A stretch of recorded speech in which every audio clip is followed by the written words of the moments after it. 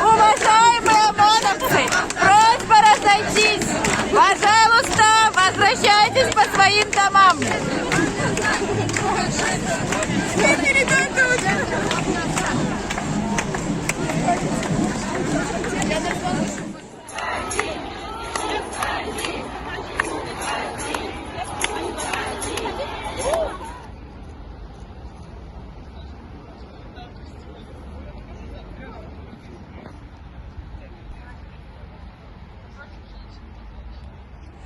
Видеокамеру я всегда с собой беру.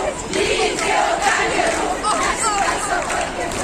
Видеокамеру. Скоро кончится бензин. Скоро кончится бензин. Скоро кончится бензин.